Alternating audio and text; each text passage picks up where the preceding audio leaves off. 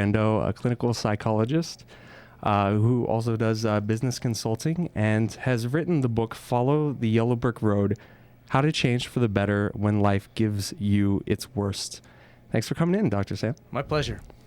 So tell us a little bit about, I guess, starting out, how you got into clinical psychology and what sparked your interest in it. It was an accident. Actually, it was an evolution.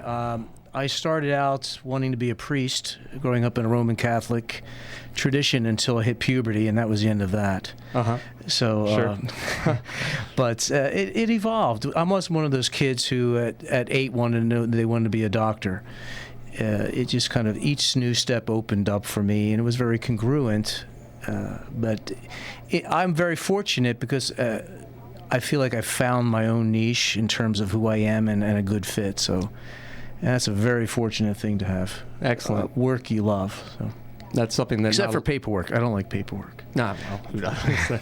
That's something not a lot of people can say, though, that they're really doing something that they love and enjoy. So that's fantastic.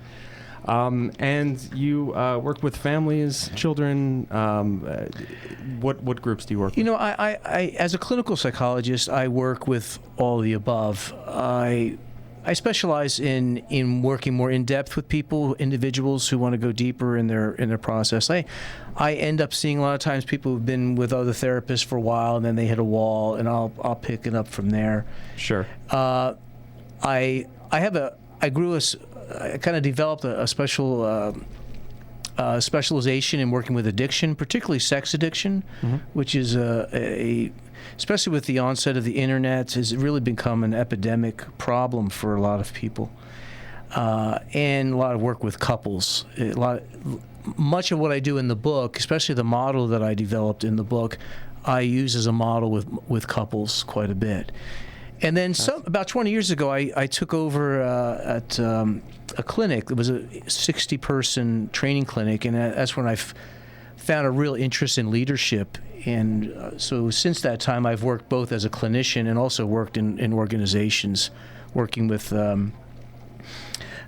leadership and selection and working with teams in companies, and find that quite fascinating. And I can imagine. I can imagine it would be. Yeah. Do you have something in particular that you most enjoy about your work, besides the obvious answer of helping people? You know what? I wish I was that. I do like helping people, but I like connecting with people more than I like. That's the part that really makes me. When there's a connection, when there's something that happens that's synergistic between either me and a CEO, or whether it's a 16-year-old kid who's trying to get through a divorcing parents.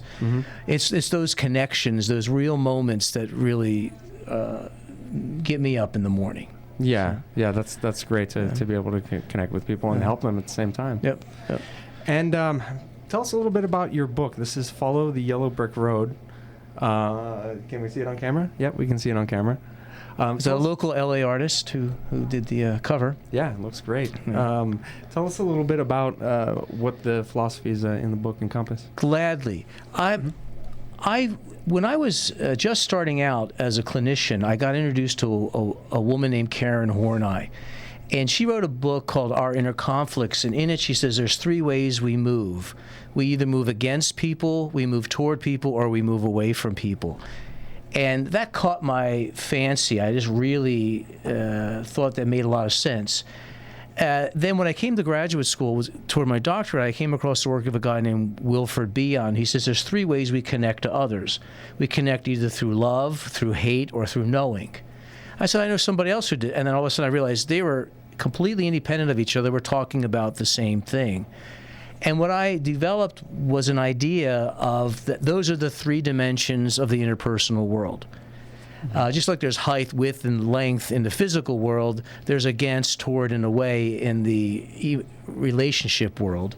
Interesting. And we have to learn how to move in all 3. And most of us, because of our childhood, our temperaments, perhaps things that happen to us, we get out of whack that way. But all that to be said, I developed this model, and I began to see it in many, many different places. But one day I realized Dorothy's 3 companions. The Scarecrow is moving away. He wanted a brain. Tin Man was heart, moving toward beyond's love. And the lion was moving against. And the first time I mentioned that when I was doing a lecture, after the talk, people just lined up wanting to talk to me, and all they wanted to talk about was The Wizard of Oz. And someone challenged me that day to write something. So I remember I was flying to a business gig in New York City, and I said, well, what else about The Wizard of Oz? Well, we don't change in Kansas, we change in Oz. And I came up with 5 principles that are in the book about how people change. And I geared the book especially for people going through a hard time, because as adults we learn mostly when we're when we get tilted, I call it. So why do you think it's so hard for people then to accept change in their life? We as children are a change machine. We're just kind of receiving, downloading all this information, and after a while it starts to solidify. And what we know about the brain is it doesn't like change. After it learns something, it prefers to stick to what it knows, even if it doesn't work for you as an adult. But we still stick to it, and that's what I call Kansas in the book. Kansas is everything we know. And children live in perpetual Oz, but by the time we start settling down, the brain finishes myelinating around 22 or 23 years old, and it so happens human beings kind of start to settle down around then as well. Sure. And then we kind of get fixed in our ways. And for the people who are growth-oriented or people going through a hard time, that kind of gets, I call it, that's the tornado, and it throws us into this tilted state, and now it's growth time. Yeah. And we either do things like drink and get drunk or act out so we get away from that, or we stay in the process, and we will usually come out stronger. It's really interesting because you hear so many people, and I hate to put it in a box, but you hear mostly older people saying, "Well, I'm too old. I'm not going to change. I'm not going to quit smoking. I'm not going to change my personality." But it is possible to change no matter what age you are, isn't it? It is, and that's the beauty of what we found as the more and more brain research is coming out, which I find absolutely fascinating. Is I work with a man who's 80 years old, and he is as fresh and vibrant and learning every day. And I know people who are 40 who will never grow again in their life. Yeah. It's not about age; it's about your willingness. But what we know about the brain is it's what we call elastic. And that basically means even though we're fixed, we also can learn new things. It's not easy, but we can do it. Yeah. I can change is always possible, definitely. Yep. Guys, if you have any questions for Dr. Sam Alibrando, you're going to get a free copy of his book just for calling in and asking him a question. It's pretty easy, guys. 1-800-336-2225.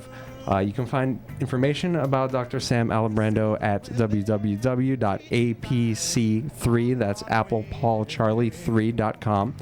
And we'll be back on La La Land right here on CRN Digital Talk. See you in a bit.